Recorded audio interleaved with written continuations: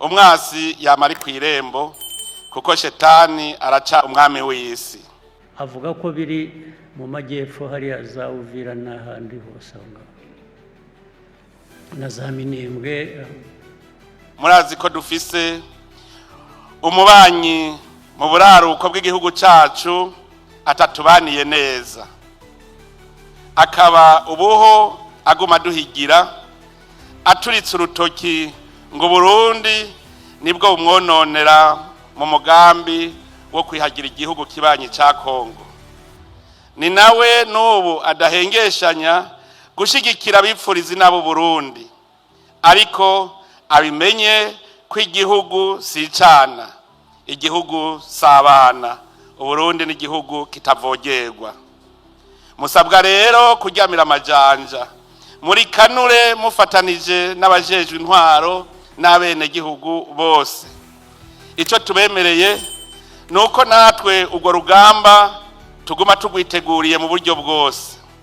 Ndabamenyesha ko n'abene gihugu bose barikanuye ubuzohirahira agatera Burundi, iyo ntambara azomenya ingene ayitanguye, ntazomenya ingene izohera. Cyo nobwira urota wese ashaka gutera Burundi, nomubwira nti arahirwa abasenga iyo dusenga, ahandi hoho izoherera iwe kuko Imana ntirenganya. Nafashe telefone perezida w'u Burundi Ndayishimiye, ndamubaza ingabo zari ziri mu East African Community Forces mu Eastern Congo ko bazirukanye Burundi bugasigara, hakaba harimo kuza iza SADC. Burundi bwagiye muri SADC? Atoya.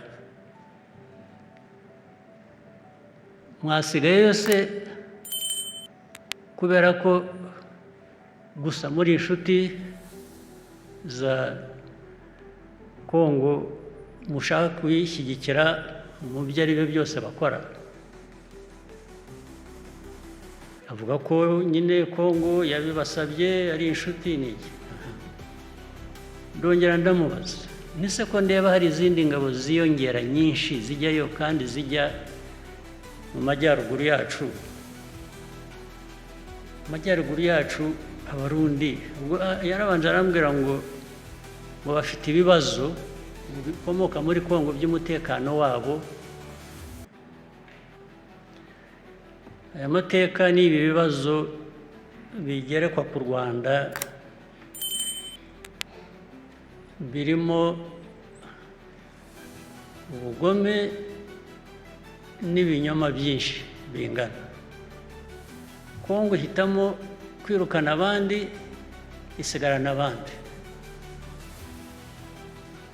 Muwe yasigaranye bamwe isigarana ingabo z'u Burundi. Rero ngo ni musigara kuko barafite ubwumvikane bahuriyeho nabwo bifitanye isano n'amateka yacu.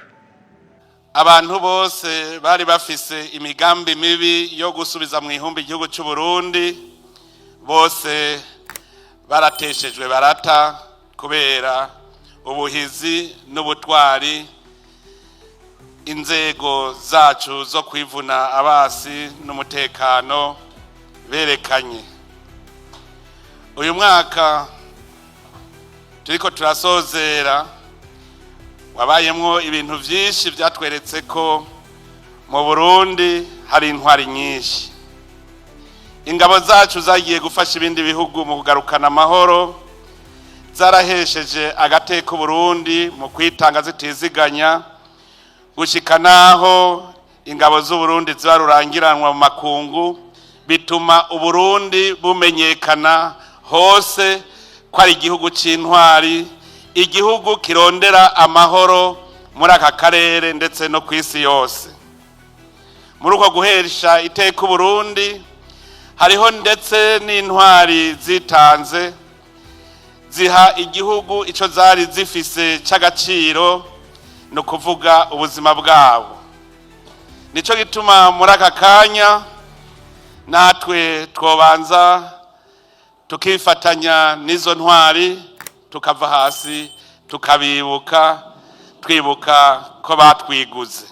Imana nyenurukundo ibagumize mu kiganza cyayo. Intwari ziguze igihugu cyacu muri uwo mwaka nizo guhayagiza koko zikaba ntibagirwa, kuko turazi yuko umwasi ataturonderera ivyiza. Nico gituma twese aho turi twoguma tubasabira nka kumwe mu gitabo cy'ijambo ry'Imana abiguze igihugu ku rugamba bama basabirwa. Dufashe n'aka kanya kugira ngo duhoze kare turemesha imiryango, tumenye yuko uwiguze igihugu aba ari umugabo, uwiguze igihugu aba koko ari incungu. Nico gituma imiryango itohugumbwa imenye ko igihugu cama kifise ku mutima. Uyu mwaka kandi no mu gihugu hagati byaribonekeje ko inkozi z'ikibi zahora zihungabanya amahoro n'umutekano atakibanza zigifise muri iki gihugu. Inyamiramabi zagumye zamira mu matati hagati y'abantu n'abandi. Imburakimazi zashaka gutungwa n'ivyo zitarimye zagumye zituzwa. Abanywa bakongera bakadandaza ibiyayuramutwe na za nzoga z'uburozi nabo nyene barateshejwe. Urugamba ugarukira ubutunzi rwarabandanije, kuko abato bitunga y'igihugu murazi yuko nabo nyene bama barikanuye kugira ngo igihugu bagisubize hasi, badusubize mu ihumbi. Ubwo rugamba rero rurakomeye. Nashaka ndabamenyeshe ko dushimishwa n'ibikorwa vy'iteka mukora mu kwitanga kwanyu mu byo tubona canke tutabona, ariko mukabikora kubera mubona bikenewe ku neza y'igihugu. Ikindi ciyongerako muri uko gushima nuko mubikora mu bugwaneza mutidodomba, mukabirangura mu bwitonzi n'ishaka ryinshi. Abajejwe umutekano no kwivuna umwasi, reka ndabishimangire, nibo karorero mu gihugu, kuko aho abandi bakorera igihugu batemera gukorera aho igihugu kiberetse, bamwe ngo mama ngo ni kure y'imiryango yabo, abandi ngo ntihasayangana. Abajejwe umutekano bobo bajejwe no kwivuna basi biyumva hajya nyene hagoye, bakemera bagatana n'imiryango yabo. Erega mwebwe mwaserukiye abandi muri iki kibanza, ndazi ko ari ibakwe mwarose, kuko mwari mukumbuye kwicarana nabo mwubakanye musangirira ku meza amwe. Ndabizi ko mwari mukumburanye, mwahuye mugwana mu nda. Ikindi mukwiye gushimirwa nuko naho abandi bakorera igihugu bakora amasaha, mwebwe ntimugoheka, mukora amasaha yose kuri yose umwaka wose. Nico gituma abarundi bose bakwiye kubaha mwebwe mugize izi nzego zo kwivuna basi n'umutekano. Iyo turiko turabashimira, hariho abo hava biyumvira ngo nivyo mujejwe, ngo kandi ngo murabihemberwa. Abo bavuga uko, ikintangaza nuko ntarumva iyo hageze ku mpembo bavuga ngo hakumwe kwa Yohani Batista aho yashingira intaye Yesu niyo yavuze ati uwo ni wakwiye gukura nanje gasubira hasi. Sindumva rero nabo bariko baravuga bati bajya bajejwe kwivuna umwasi n'umutekano nibo bakwiye kuja hejuru mu gahembo natwe tukaja hasi. Biranezereye kubabona muri ko murakora muri ku kivi mutagira ishari, kuko muzi akazi kanyu murazi ko ari umuhamagaro. Burya kwemera kuba inkinzo z'umutekano w'igihugu n'abaco, kubahiriza ubwigenge no kuruhinda igihe cyose rugeranye ko si ikintu gisanzwe gishobora bose. Abantu bose, abarundi bose bari bakwiye kuvuga bati nibabareke barye kuko akabo ni karasurinda, cyo bariye ntawo kiririra. Aya mateka n'ibi bibazo bigerekwa ku Rwanda birimo ubugome n'ibinyoma byinshi bingana, kandi bifitanye isano n'amateka yacu. Ndabaha urugero. Muribuka intambara muri Eastern Congo zigitangira, habanjeyo ingabo za East Africa. Zimaze iminsi, by the way, mu ntambara za East African Community, mu ngabo za East African Community zijya kujyayo, habayeho kuvuga ngo u Rwanda ntirugire ingabo rutanga muri izo ngabo za East African Community, kubera ko Kongo itabishaka. Turabyemera pe, turababwira tuti rwose ntabwo u Rwanda rukeneye kujya muri izo ngabo, tutahubwo nimutugirira neza izi ngabo zigiyemo zizafashe gukemura ikibazo cyacu kiri muri Eastern Congo, ikibazo kireba u Rwanda. Nabyo mu byo muzitaho muzabyiteho. Birangira bityo. Hashize igihe gito barazirukana. Kongo, leta ya Kongo yirukana ingabo za East African Community zitarimo n'u Rwanda. Ariko muri uko kuzirukana, Kongo hitamo kwirukana abandi, isigarana abandi. Mu bo yasigaranye bamwe, isigarana ingabo z'u Burundi. Aravuga ngo ni musigara kuko bari bafite ubwumvikane bahuriyeho, nabwo bifitanye isano n'amateka yacu.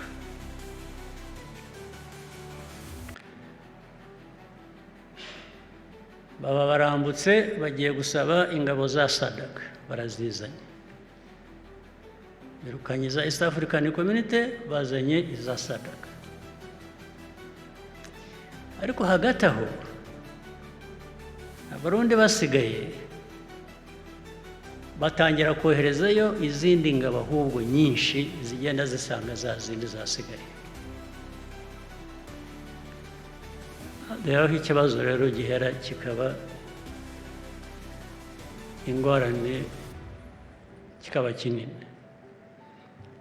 Uziko nafashe telefona perezida w'u Burundi Ndayishimiye,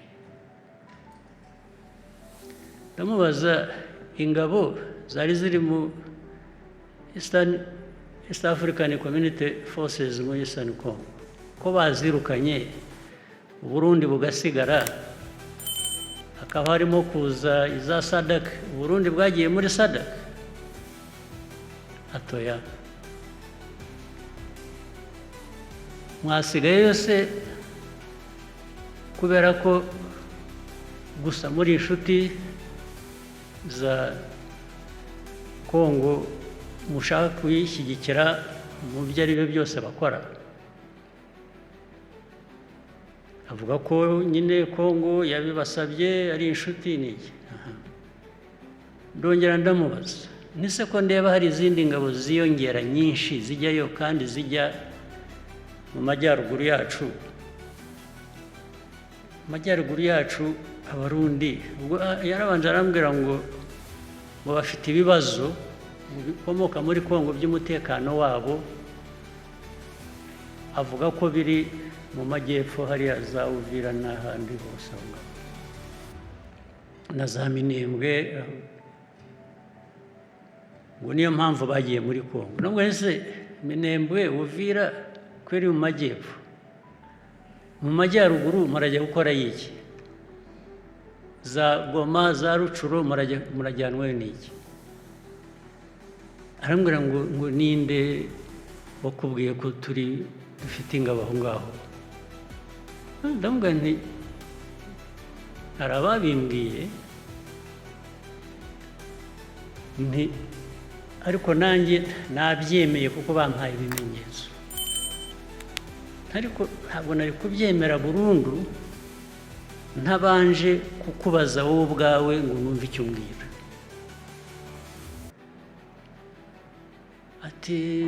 Atoya barakubeshye, tubakubwiye yarakubeshye, ati nta ngabo zacu ziri aho ngaho uvuga mu majyaruguru yanyu.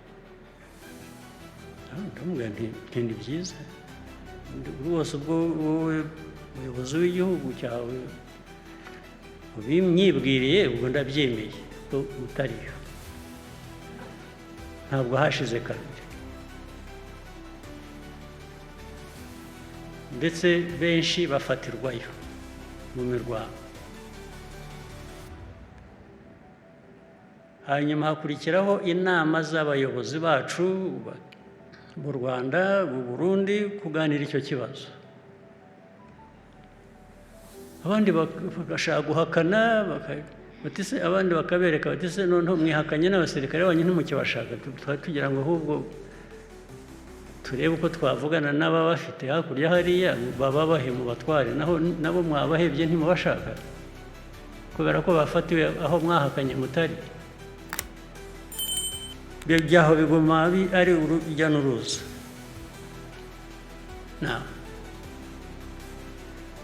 Ibyo byose rero,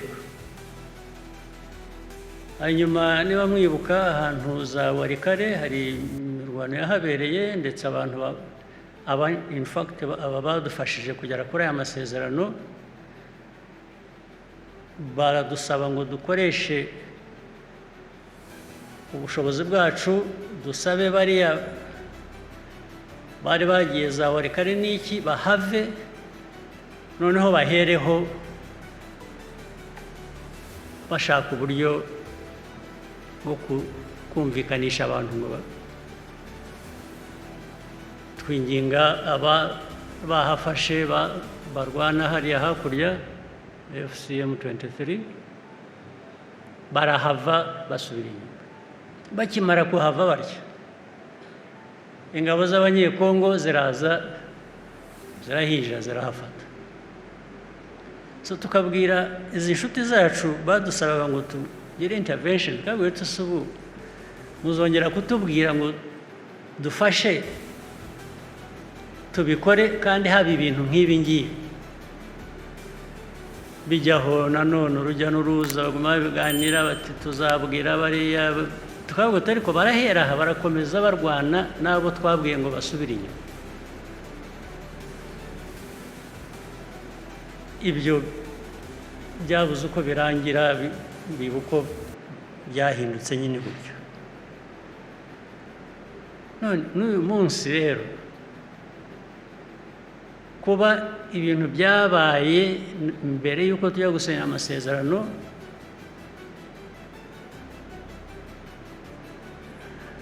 na nyuma yaho bigakomeza bikavamo ibyabaye muri Uvira, n'ibihumbi by'abarundi bari muri Uvira, bari muri ibyo bice bya za Minembwe, bagiye za Karemi, bagiye za Kindu, bagiye Warikare, bagiye za Kisangani, bafite ibihumbi birenga 20 by'abasirikare.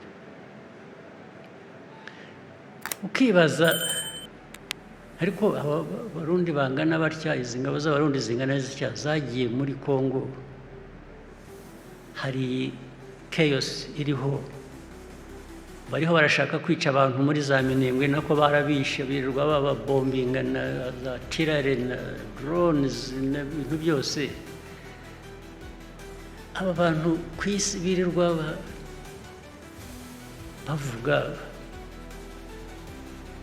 babaye erega abantu baratakambye habura ubatabara.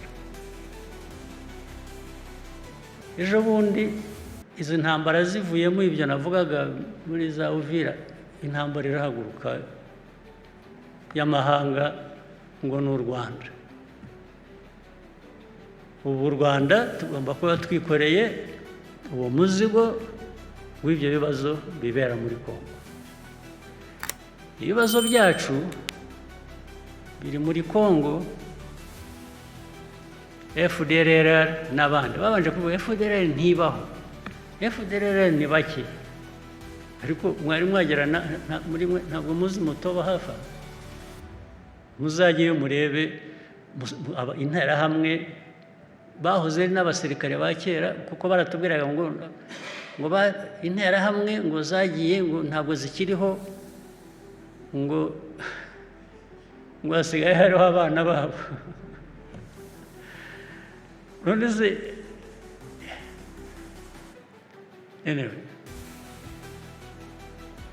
ubwo ntabwo numva neza ikibazo tugomba kwikorera, ariko nibura habura n'uvuga ati reka ntibikoreze bombi. Abantu basinye amasezerano ni babiri, ariko umuzigo ugomba kwikorerwa n'umwe. Ushaka gushyira mu gaciro we, nibura uwo muzigo ntuwikoreza abo bombi uko ari babiri. Niba umwe waba umubeshyera umushyiraho ibitari ibye. Ariko nuko bimeze rero, n'ubu biracyari urujya n'uruza, ntabwo birasobanuka, ariko biracyakomeza. Ariko imijugujugu, threats, ibintu byose bivuga ko u Rwanda bagiye kufata bakarusibanganya ntibigira umubare. Buri munsi ntabwo nsinzira, bamwe bahamagara telefone iraje buri kanya, hano bukira ahandi bukaba burakeye, nkakomeza ku kibazo buri muntu wese azi, buri muntu wese arakizi, ariko u Rwanda rugomba kwikorera umuzigo.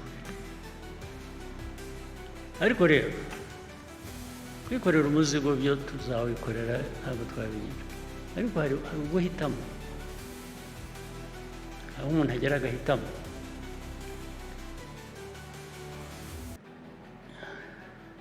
Niyo byombi byaba biri mu rupfu, ushobora no guhitamo uko wapfa.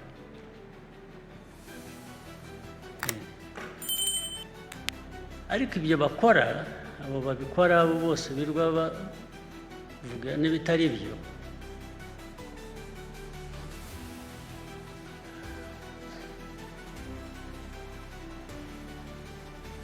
niba bashaka amahoro cyangwa bashaka igisubizo cy'ibibazo dufite muri aka karere,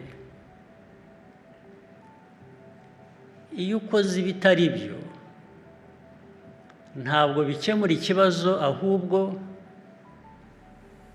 bizana ibindi bibazo byiyongereye kuri ibyo bya mbere utakemuye. Icyo uvanamo gusa, nta kindi. Ariko njye nagira ngo turi mu nzira ishaka gukemura ibibazo, kandi ntabwo wakemura ibibazo by'umwe ngo iby'undi ntubikemure, ahubwo undi ukamwikoreza ibibazo by'uwo nguwo washatse kubera ku bye.